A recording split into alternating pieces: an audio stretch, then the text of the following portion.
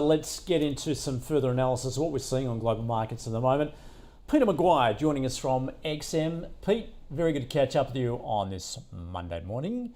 Why don't we start, certainly what we saw out of the States with the economy there, those producer prices obviously unnerving a lot of investors, perhaps once again dampening those prospects of any imminent rate rise.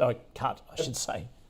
Yeah, well, that may be a Freudian slip. Hope it's not. Right. Good morning, and yeah, exactly right. So I think the storyline, it did surprise. There's certainly weakness as far as consumption and retail sales. So that's in a perverse way, that's a good sign, and that's what they're after. And naturally, they're pushing that back as far as first rate cut. Probably around June, you might see 3 rate cuts this year. By the end of 24, we had 6 tabled, and you really had, we were running out of the blocks as early as March. So it's a pushback, and we've just got to see what happens as far as inflation over the next couple of months and whether June does materialise. A long time between February and June, Andrew. Yeah, well, here we can see what is going on with inflation at the moment. So there is some concern, I guess, particularly with services inflation, how that's pushing higher at the moment. Absolutely. I mean, that's we all understand. And when you look at that chart, it really tells a story. And you would have thought by now it should be, edging continually lower, but unfortunately it's edging higher. And that's going to be naturally the concern to Fed chair and where the US plays as far as economic growth. We don't want to see what's happened as far as Eurozone and, of course, recession talks in UK. You don't want that to roll across to the likes of the US. So I know it's only early, but it's going to be 24 is going to be a long year, I think. Yeah, and given that data, Pete, we did see those Treasury yields move higher as a result, and also the US dollar. Absolutely, Andrew. I mean, it's running there 104.30, that US dollar index, and every other currency has been pretty well crushed. We've got the yen back through 150. You've got a 1.26 for the pound, and our Aussie dollar 65.30. So, the overall momentum, euro sitting at around that 107. So it just seems to be, and every chance, Andrew, as you mentioned, as far as yields, you could see a 105. I won't be surprised by end of month, a 105 handle for US dollar index, quite simply because yields are running higher and the overall flight to safety. So, yeah, it's, again, currencies are dynamic, and they've been an incredible market to trade all this year. Yeah, it certainly defied expectations at the end of last year, when most forecasting that we were going to start to see some weakness in the US dollar. As a consequence, Pete, what are you seeing with the Aussie at the moment? Well, it seems to be very much range-bound, Andrew, at that 65, high 64s up to around about 66, but it just seems to be locked in a channel, and there doesn't seem to be a lot of daylight there. But if you want to trade it, and naturally, if you're a short-term trader, then all you want is movement. So they're running on the technicals, and they're just, it's open 24 hours a day, as we know. So, yeah, there's been plenty of movement and plenty of activity from our traders across the US slash Aussie dollar cross.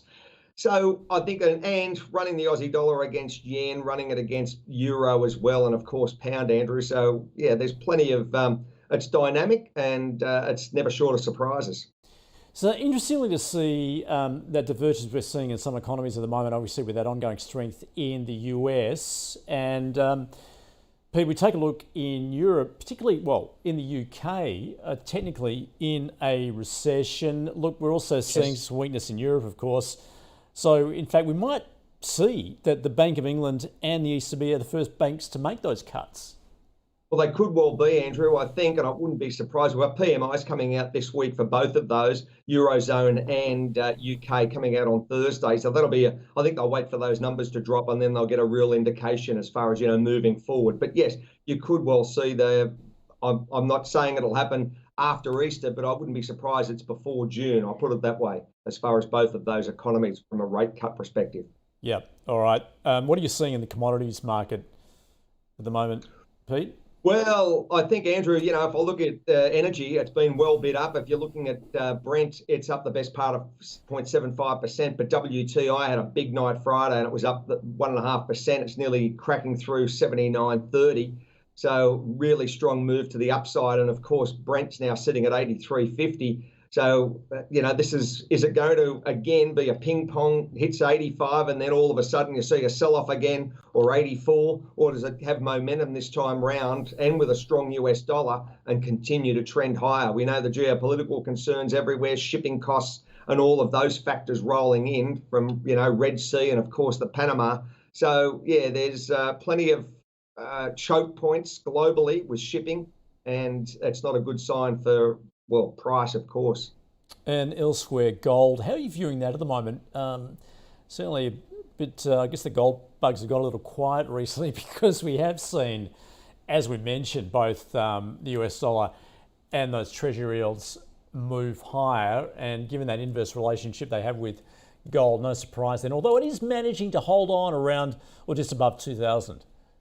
Well, exactly. It's a 2000 and right on 2025 at the moment, I think. So, yeah, look, Andrew, again, in a channel, you see that push up to 220.60 and then all of a sudden it gets knocked down lower. We were down last week under 2000 and then all of a sudden it's bounced again. So, yeah, big volatility swings and no shortage as far as excitement for traders if they want to trade. Silver's something to watch as well.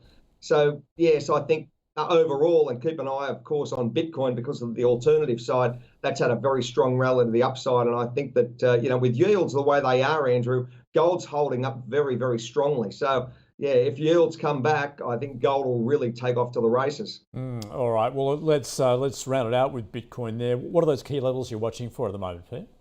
Well, it's got to be a 54, 55,000. We're through 52 at the moment, Andrew. It's got a $1 trillion market cap. The broader market itself is around worth 2 trillion. So there's been plenty of momentum to the upside in the last 13 months, 52, 52 and a half. So yeah, look, I just put wave a flag out there at the moment and it's pretty windy. So you'd say 55,000's got a big possibility even by the end of this week. It just seems to be very strongly bid up, and you can't argue against it because it's extremely hot at the moment. And Pete, on the local equity market, what are you watching for? Are we going to sort of be driven by those big earnings results we see this week, do you think? Well, I think so, Andrew, definitely. And they're saying that the Chinese market will probably bounce a little bit to the upside after their holiday. So that's a good sign. So we might get a little bit of wind in that direction for our market. So I think that's a positive. And I wouldn't be surprised for it to edge up higher. I'm curious to see how the states play this week. But yeah, I think those earnings will come out. They'll probably be reasonably okay, and that might push us a little bit higher.